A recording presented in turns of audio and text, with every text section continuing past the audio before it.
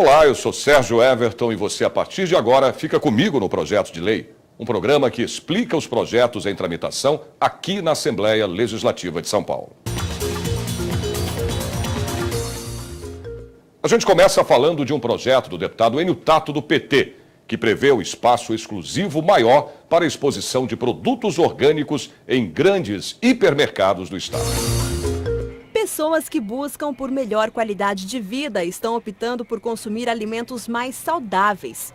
Mas será que os produtos considerados de qualidade fazem bem para a nossa saúde? Especialistas afirmam que consumir alimentos cultivados com agrotóxicos podem, a longo prazo, ser prejudicial ao nosso organismo. Aumentou vertiginosamente o número de doenças neurológicas como Parkinson, Alzheimer e as doenças do câncer, né? Dos vários órgãos. Então, óbvio, a gente sabe que hoje a tecnologia nos auxilia bastante no diagnóstico, mas o senso comum, né? O que tem de comum dentro de tudo isso é a alimentação, porque todos nós precisamos nos alimentar, né? E a gente sabe que o consumo de agrodefensivos, lamentavelmente no Brasil, é algo assim fora do comum, né? Existem até algumas substâncias que não podem ser utilizadas, são utilizadas, e obviamente que isso vai ter uma concentração no organismo, depende muito da sensibilidade de cada um. A gente se foca muito na questão dos vegetais. Os vegetais têm agrodefensivos, mas se você pensar numa carne, no boi que pastou, que recebeu um hormônio, tudo isso é uma cadeia. Então, aquele alimento também traz esses resíduos. A estudante de alimentação natural Silvia Cristina, que tem 43 anos, afirma que mudou os hábitos alimentares em busca de melhor saúde. Consome produtos orgânicos há 5 anos e fala dos resultados. Eu sempre me preocupei muito com a minha saúde e eu sou vegetariana, então aí você já quer tudo mais saudável, né? Então, e os produtos orgânicos têm muito agrotóxicos, então eu sempre vou dar preferência aos orgânicos e aos produtos mais naturais possíveis. O preço tem que ficar mais barato para a população ter acesso aos produtos, porque aí o que vai acontecer? Vai vender mais, as pessoas vão conhecer, porque de repente as pessoas não conhecem porque é caro, não vai lá ver, entendeu? Tem que abaixar o preço com certeza, para todo mundo. E vai trazer o que para a população? Mais saúde, mais qualidade de vida, menos doenças, você, né? Você sente isso? Eu sinto. Depois que você começou a consumir produtos orgânicos, o que melhorou? Melhorou que eu, por exemplo, eu não fico mais resfriada, é muito difícil eu ficar doente. Antes sempre ficava resfriada, com dor de garganta, alguma coisa. Tava sempre alguma coisa incomodando. Agora não tem nada, graças a Deus. Por conta do preço, muitas pessoas acabam optando por consumir produtos cultivados de maneira tradicional. A nutricionista explica: mesmo que as pessoas não consigam ter uma dieta 100% orgânica, o fato de consumir alguns produtos naturais ajuda e muito a diminuir os riscos à saúde. Como a alimentação orgânica ainda não é uma grande realidade na nossa população, mas é interessante as pessoas começarem a se habituar com essa alimentação, eu sugiro que elas variem um pouquinho. Então, ela teve acesso, por exemplo, ao alface, o tomate orgânico, compre. Ela não vai conseguir comprar tudo orgânico e também a pessoa não deve se sentir prejudicada por não consumir tudo orgânico. Ainda não é uma realidade, não é em todas as cidades, em todos os locais que você vai encontrar uma alimentação orgânica. Então eu acredito que tudo que é muito radical, ele também não traz tantos benefícios, né? Você está grávida, você teve um nenê, você vai dar para ele só alimentos orgânicos. Será que isso vai ser a realidade dele? Você vai levar ele para uma escola, todas as escolas que você colocar vai ter alimentação orgânica? É fácil de encontrar uma escola que tenha um restaurante só com alimentos orgânicos? Então a gente tem que pensar um pouco na nossa realidade e tentar. É melhor você consumir alguns alimentos orgânicos do que não consumir nenhum, né? Então fazer um mix nessa questão da alimentação, porque você vai procurar sempre consumir os alimentos que estão sendo produzidos naquele momento. É a época de florescência deles, é a época maior de produção, porque nutricionalmente você vai conseguir muito mais nutrientes. Muita gente acha que os produtos orgânicos são encontrados apenas aqui, no setor de hortifruti. Mas a oferta desses produtos é bem mais ampla. Tem cereais, carnes, laticínios e até papinhas para bebês. Mas atenção, produtos orgânicos devem ter o selo de certificação, como este aqui. O selo comprova a procedência e a qualidade dos produtos. O Brasil é forte na produção orgânica de açúcar, soja, café, óleos, amêndoas, mel, frutas e verduras. Estudos da Embrapa, empresa brasileira de pesquisa agropecuária, mostram que o mercado de orgânicos no mundo supera 40 bilhões de dólares por ano. Em 2012, o mercado brasileiro de alimentos e produtos orgânicos faturou R$ 1,5 bilhão de reais. O primeiro secretário da Assembleia Legislativa de São Paulo, deputado Enio Tato, do PT, é o autor da lei que obriga estabelecimentos comerciais a reservarem espaços exclusivos para a exposição de produtos orgânicos. A lei foi sancionada em março deste ano pelo governador.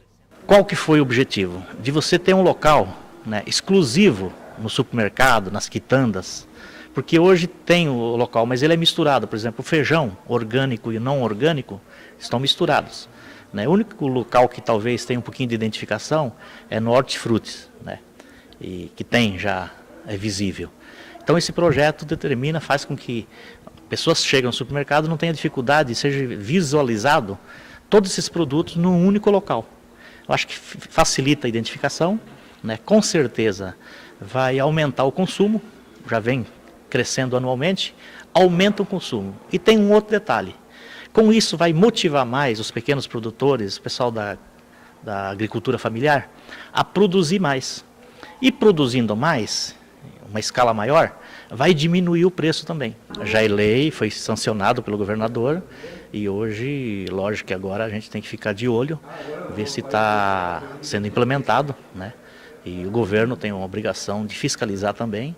E nós, como parlamentares também, eu como autor dessa lei, a gente vai ficar de olho, E denunciar se isso não está sendo colocado em prática. E um projeto do deputado Chico Sardelli, do PV, quer estimular o hábito da leitura. A novidade é o jeito de levar a cultura até as pessoas, de bicicloteca. Vamos ver? Quem trabalha aqui usa moto para fazer entregas, mas a estrela mesmo nem ronca o motor. É a bicicleta, ou melhor, a bicicloteca. O dono da empresa, que já tinha espalhado livros por todos os cantinhos para incentivar os funcionários, aderiu ao projeto de um grupo de amigos. Sem patrocínio de ninguém, eles já criaram 9 iguaizinhas a essa. Os livros chegam por meio de caixas e mais caixas de doações. E apesar do nome falar de biblioteca, ninguém precisa devolver. É escolher e levar para casa. Num primeiro momento, a maioria das pessoas desconfia, acha esquisito dar de cara com essa quantidade de livros no meio da rua. Mas quem é do bairro já se acostumou a encontrar a bicicloteca assim, fazendo o transporte de graça para o mundo da leitura. Vou porque as pessoas elas gostam de ler, E às vezes muitas pessoas não têm dinheiro para ir comprar livros, Então isso ajuda bastante. Eu achei excelente. Sempre, porque às vezes as pessoas não têm como comprar livro novo, Então, se tiver de graça, leva. Todos os dias, 300 livros saem da bicicloteca direto para as mãos dos leitores. Você incentiva a leitura, você deixa as pessoas mais, como é que eu posso dizer? Elas ficam diferentes em relação ao mundo, então elas se tornam pessoas melhores e começam a produzir mais, então, teoricamente, o empresário ganha com isso também.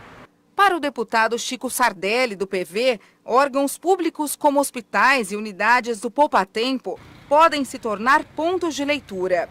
É dele o projeto de lei que cria a campanha circulante de livros.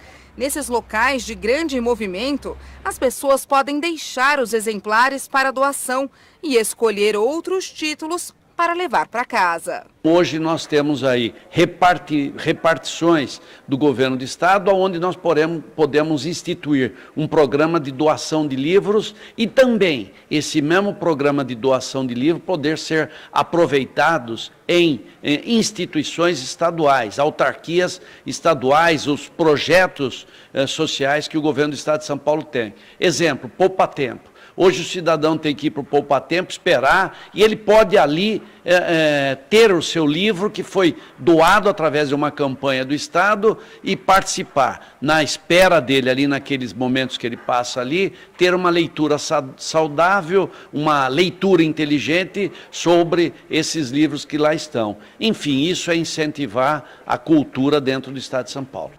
A coordenadora da pesquisa, que faz o retrato da leitura no Brasil, diz que a iniciativa é bem-vinda. De acordo com o Instituto ProLivro, em 2007, 55% das pessoas se declararam leitoras.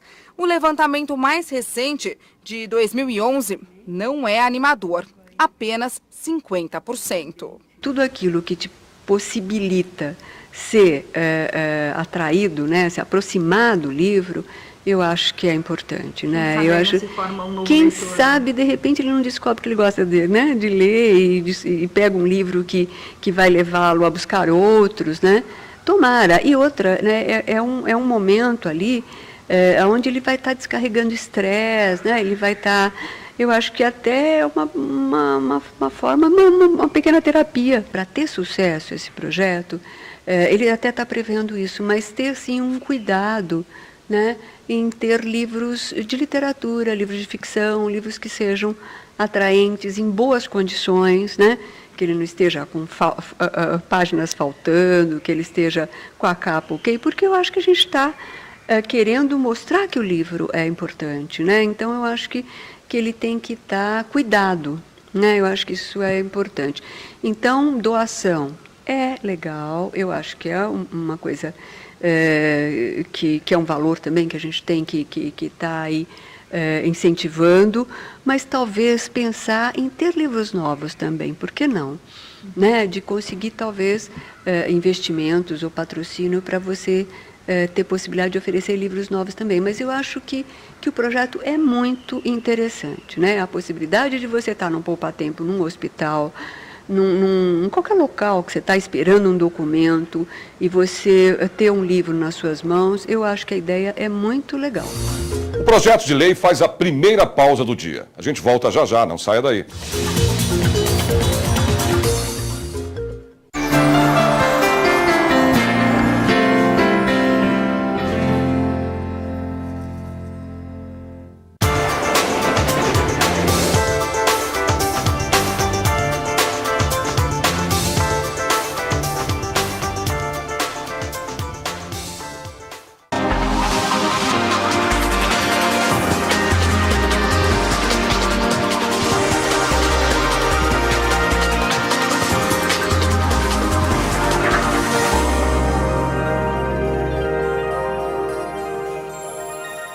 Estão abertas as inscrições para o Parlamento Jovem 2014 da Assembleia Legislativa de São Paulo. Neste ano, as 94 cadeiras serão destinadas a alunos do ensino fundamental.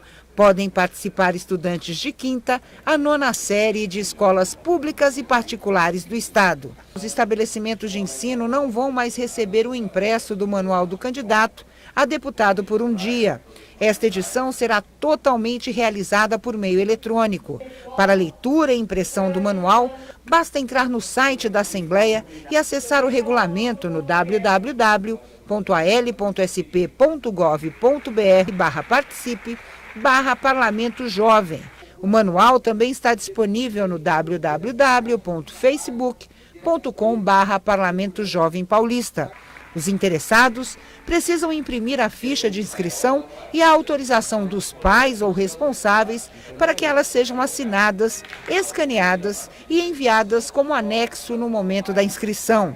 O prazo de entrega dos projetos de candidatos, que também devem ser enviados pela internet, vai de 1º de agosto a 1º de setembro. A divulgação dos nomes dos 94 deputados jovens será feita no dia 20 de outubro. A recepção dos estudantes e a sessão plenária vão ocorrer nos dias 6 e 7 de novembro.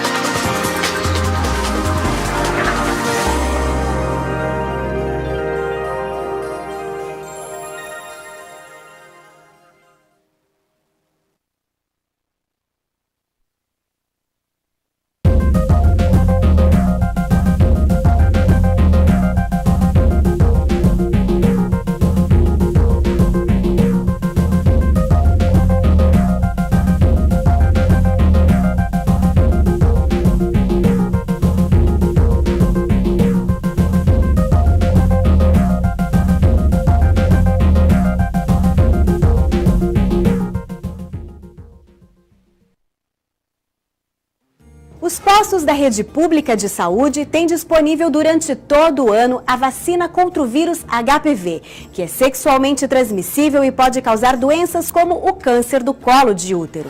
Neste ano, devem ser vacinadas meninas de 11 a 13 anos de idade. Em 2015, serão meninas entre 9 e 11 anos. Para receber a dose, basta apresentar carteira de vacinação ou documento de identificação. Cada adolescente deve receber 3 doses da vacina para completar a imunização. Mas atenção, a vacina não substitui a realização do Papa Nicolau, exame preventivo do câncer de colo de útero, que deve ser feito por adolescentes e também por mulheres entre 25 e 64 anos de idade. Essa é uma campanha da TV Alesp a serviço do cidadão.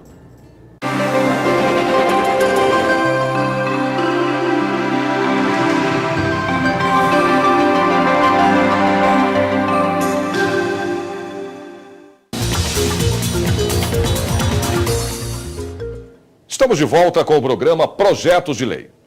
A deputada Sara Munhoz quer criar uma rede de cuidados paliativos para doentes terminais em hospitais da rede pública estadual de saúde. Vamos ver a reportagem.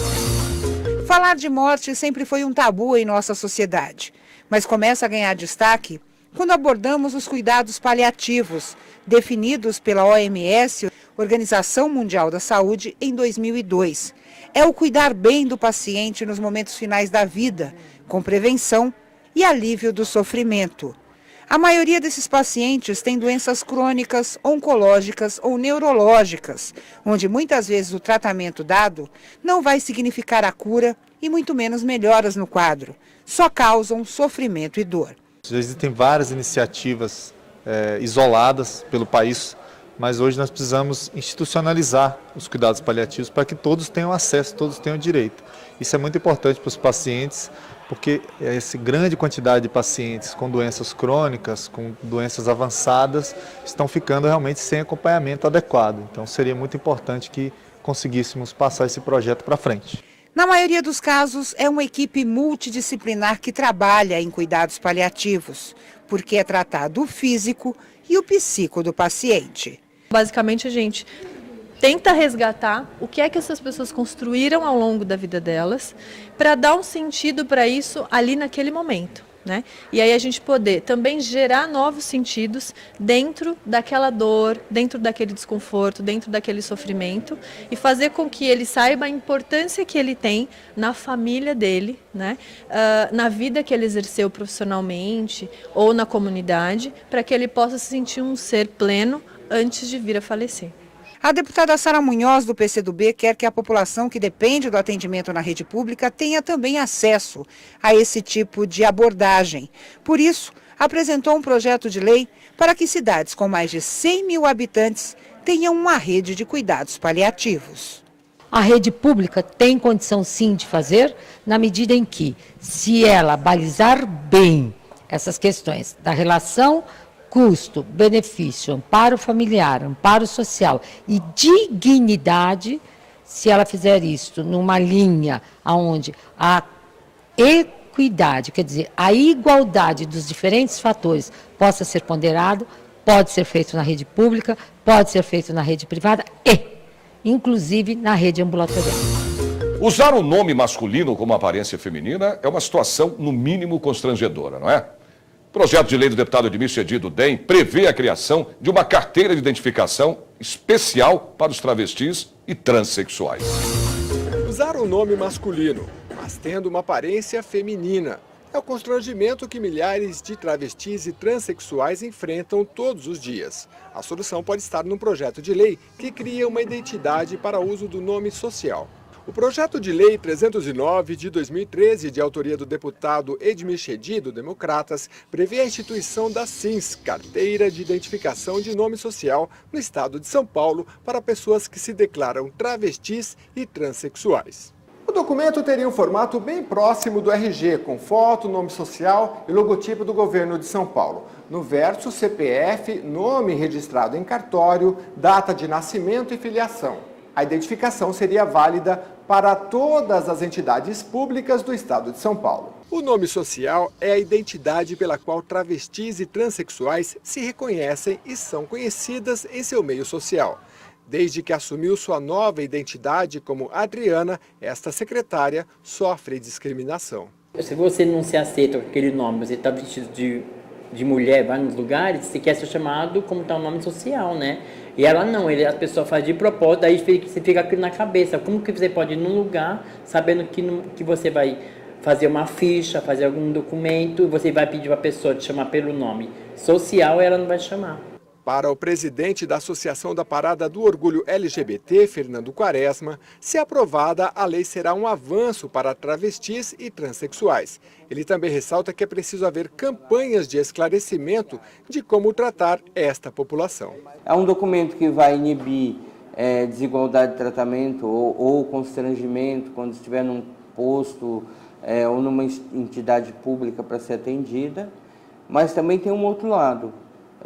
As instituições, como sindicatos, principalmente a parte de comércio, enfim, podem fazer uma campanha de esclarecimento que ajude essa lei a ser propagada. O autor do projeto, o deputado Edmir Chedi, do Democratas, ressalta que a lei se justifica porque vai ajudar a combater o preconceito. As pessoas querem se identificar. Então, nós estamos sugerindo aqui, através de um projeto de lei, que se crie o SINS, que é uma carteira para identificação. Os travestis e os transexuais vão ter que se identificar para poder obter essa carteira com o nome que eles querem se apresentar. Eu acho que nada mais justo de se fazer justiça. As pessoas, quando nascem, têm um nome que os pais, os avós lhe deram. E no decorrer da vida eles têm o direito de fazer essa escolha. Então eles vão ter que se identificar para poder ter acesso a essa carteira de identificação, para que eles não sofram os preconceitos que eles sofrem em todos os locais que eles vão, principalmente nos públicos. Vão procurar serviços públicos e as pessoas já os tratam mal, com desconfiança. E isso não é bom para ninguém. Eu acho que as pessoas têm que ter a liberdade de expressar o que são, da forma que são, e ter um documento que as identifique da melhor forma possível perante toda a sociedade. O projeto de lei faz mais uma pausa e volta depois do intervalo. É rapidinho, não saia daí.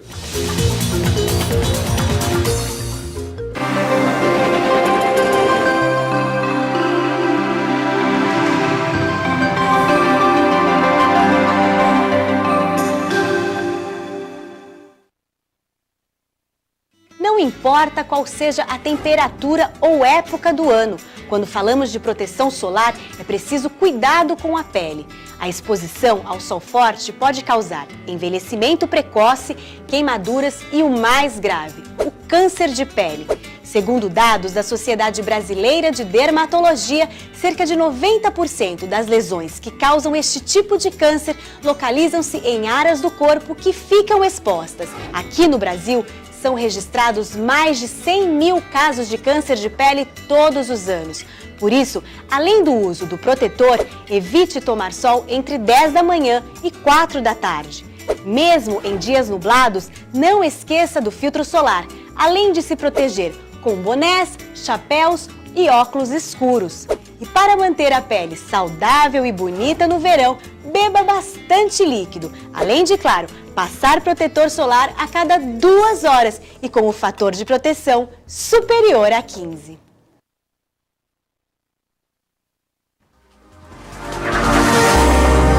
TV Alesp, a TV da cidadania.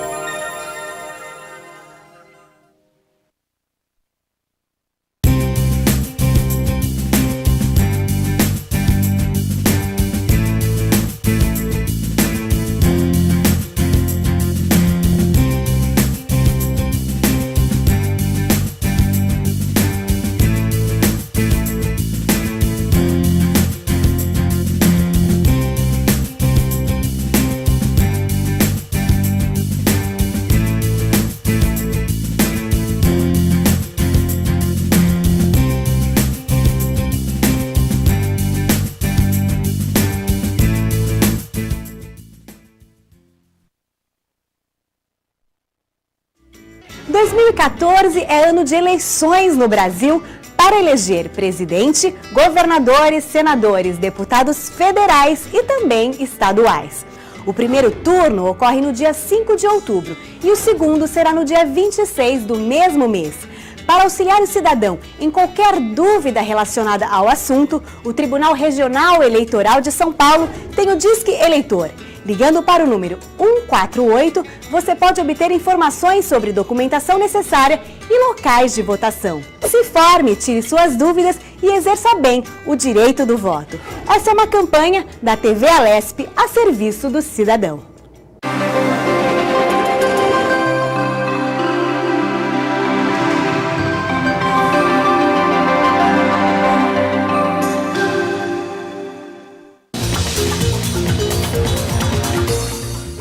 Um projeto de lei do deputado Oswaldo Virgínio, do PSD, pretende reduzir o número de mortos no trânsito das cidades paulistas. A ideia é contar com a ajuda dos taxistas. Veja como funciona. Todos sabem que álcool e direção não combinam. É uma das principais causas de ocorrências fatais no trânsito. Levantamento da Universidade Federal de São Paulo, divulgado no mês de março, mostra que 3 em cada 10 homens brasileiros dirigiram alcoolizados pelo menos uma vez. Esse perfil é do motorista de 18 a 30 anos, ou seja, um perfil de um motorista mais jovem, que sai invariavelmente nos finais de semana ou também durante a semana e ingerem a bebida alcoólica como forma de diversão, como forma até de comportamento social, e que tem um poder aquisitivo de classe média alta, né? Tem carros importados, carros potentes, e esta mistura álcool com o carro potente, o carro aí que tem uma velocidade excessiva para as ruas que nós temos aqui na cidade de São Paulo, essa mistura é que não está dando um resultado positivo e que vem causando acidente. Os jovens estão começando a beber cada vez mais cedo e essa realidade reflete no aumento no número de acidentes de trânsito. O advogado Maurício Januzzi defende que campanhas educativas podem sim mudar comportamentos. Desde que seja uma campanha massificante, né, nos horários nobres das televisões, etc., ela vai entendendo que beber e dirigir não é uma conduta socialmente aceitável mais. Mas esta campanha sem a fiscalização, que é o que eu acho que falta muito no Estado, falta muito no município e na União nem pensar, ela faz com que o discurso do governo seja um e a conduta na prática seja outra. Ou seja, eu sei que beber e dirigir é uma conduta irresponsável, mas se eu não tiver a fiscalização diuturna, todos os dias, à tarde, à noite, pessoas sendo fiscalizadas, sendo autuadas, sendo presas e etc., essa conduta não vai mudar. Eu traço até um paralelo com a lei antifumo. A lei antifumo só deu certo no estado de São Paulo, depois foi para os outros estados, porque houve uma campanha, né? Primeiro em rádio e televisão, depois uma fiscalização assim, até a certo nível intolerante, né? Era multa para o dono do estabelecimento, multa para quem estava fumando, era uma coisa implacável. Se eu não tiver essa fiscalização implacável, essa consciência não irá mudar em curto espaço de tempo e vidas se perderão por causa disso. Mesmo com a lei seca e um cerco fechado da polícia, os números assustam. Mas no estado de São Paulo, a realidade é diferente, segundo o capitão Sérgio Marques. Infelizmente, 21%, um estudo do Ministério da Saúde, 21% dos acidentes de trânsito que envolvem lesões ou mortes nas grandes cidades, nas grandes capitais, envolvem pessoas que estão embriagadas, né? Então, o número ainda é muito elevado. Qual é a boa notícia? Infelizmente, não é uma boa notícia para o Brasil, mas só para São Paulo. O estado de São Paulo, de 2011 para cá, reduziu sensivelmente o número de mortes e lesões decorrentes de acidentes de trânsito, através de uma intensa fiscalização da Polícia Militar, através dessas campanhas que são realizadas. Só para nós termos uma ideia, o comparativo entre 2012 e 2013, o número de mortes na cidade de São Paulo, em torno de 16% do número de mortes na cidade de São Paulo, comparativo 2012 e 2013. Foi reduzido. Sem dúvida nenhuma. E no estado, uma redução de 9% no número de mortes entre 2012 comparativamente a 2013. Não é, infelizmente, uma realidade brasileira. Norte, Nordeste, Centro-Oeste do Brasil ainda possuem os índices extremamente elevados. Ele ainda dá dicas para quem tem a intenção de sair e beber e fala das consequências da mistura álcool e direção. A lei não impede que as pessoas bebam. que tem que deixar bem claro isso. A lei impede sim que haja a mistura explosiva álcool e direção. Então, a partir do momento que uma pessoa bebe, ela não pode dirigir. Por quê? A probabilidade dela se envolver num acidente de trânsito e, inclusive, envolver terceiros que não tem nada a ver é grandiosa. Então, basicamente, essas campanhas são voltadas com o intuito de orientarmos a população em geral, com o intuito de se proteger vidas. Muitas iniciativas que podemos achar simples podem fazer a diferença na redução dos altos índices de acidentes de trânsito. Uma proposta apresentada na Assembleia Paulista quer que os taxistas divulguem a frase "se beber, não dirija" no veículo e nos pontos. Eles aprovam a ideia. Nós também gostaríamos que todo mundo tivesse consciência e não pegasse, se bebesse, não dirigisse. Nós também estamos na rua correndo esse risco. O deputado Oswaldo Virgínio, do PSD, autor do projeto de lei, diz que o objetivo das mensagens é contribuir para essa campanha permanente de conscientização. A gente vai incentivar realmente as pessoas que vão para os barzinhos à noite e tal, não beber, aliás, beber sim, mas não dirigir. Então a gente quer que aprove esse projeto aqui na Câmara, na Assembleia Legislativa, que eu acho que é um projeto muito bom para o Estado de São Paulo, e já passou pelas comissões de Justiça, Finanças e outras comissões mais. Espero que paute e realmente aprove esse projeto, que o governo com toda certeza tem vontade de sancionar esse projeto, porque é um projeto importantíssimo, porque nós vamos incentivar as pessoas realmente a não dirigir, álcool e direção não combinam. Então, portanto, vai ser muito interessante que os táxis hoje, possam na porta deles, está escrito "se beber, não dirija". Essa é para você que não dispensa a bicicleta nos fins de semana ou até para trabalhar. Projeto de lei do deputado Beto Trícoli, do PV, quer a implantação de ciclovias e ciclofaixas em estradas vicinais e vias urbanas em construção ou que estejam em processo de reforma.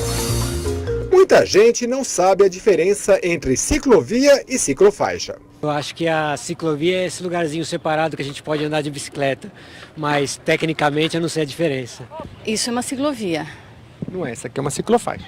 Ah, é uma ciclofaixa. Ciclovia seria em via... Separado por um canteiro, separado por um meio-fio ou por uma calçada.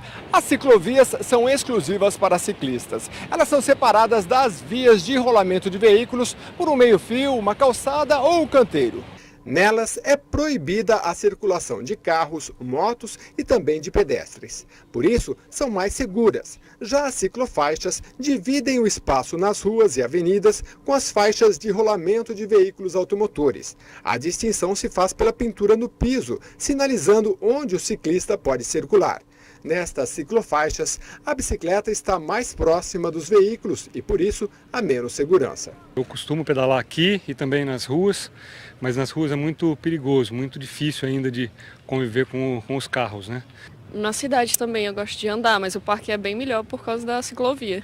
O projeto de lei 167 de 2014 prevê a implantação obrigatória de ciclovias e ciclofaixas em todas as obras de construção, ampliação ou adequação de rodovias, estradas vicinais e vias urbanas executadas pelo governo do estado de São Paulo, ou então por prefeituras com transferência voluntária de recursos do orçamento do estado. Para Marcos Maranzon, coordenador da Federação Paulista de Ciclismo, todos ganham quando as bicicletas passam a fazer parte da mobilidade das pessoas. É uma São Paulo antes e outra depois da ciclofaixa, porque nós temos uma cidade muito mais humana. Se você for aos domingos, e eu convido a todas as pessoas que tiver oportunidade de ir aos domingos na ciclofaixa da cidade de São Paulo, que está em toda a cidade, com a sua família, vai ver o quanto é gostoso andar de bicicleta num local seguro, ver a cidade pedalando, que você consegue ver detalhes da cidade. A cidade de São Paulo ganhou muito e está muito mais consciente, porque aquele motorista que vai pedalar aos finais de semana e é motorista durante a semana, ele vai respeitar muito mais o ciclista que está indo trabalhar, que está usando a sua bicicleta todos os dias durante a semana. Então eu acho que é um convívio entre o ciclista, que também tem que aprender muito, o ciclista também tem que aprender a respeitar, andar sempre no fluxo, saber utilizar a bicicleta como um veículo de transporte, porque é um veículo, é um modal de transporte. Eu acho que a bicicleta está inserida no modal de transporte no mundo inteiro e não vai ser diferente em São Paulo, não vai ser diferente no Brasil. Ela estará inserida e sempre esse projeto de lei que está mudando para esse rumo de ter ciclovia, ter ciclofaixa, é o que realmente a gente precisa, porque o mundo todo está nesse caminho. Na cidade de São Paulo, 200 mil pessoas usam ciclofaixas nos finais de semana.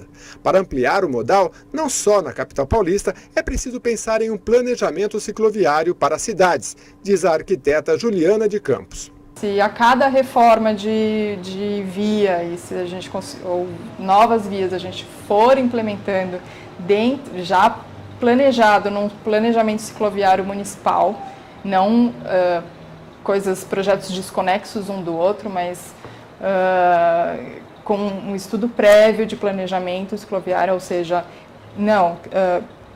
eu sei que infraestrutura eu vou implementar nessa via, mas não vou fazer agora. Na hora que eu for reformar, eu implemento. Isso barateia muito o custo e em poucos anos a gente teria uma outra cidade. Não é a bicicleta sozinha que resolve as questões de mobilidade na cidade, mas é uma grande parte, ela pode alcançar 30% da porcentagem de deslocamentos diários.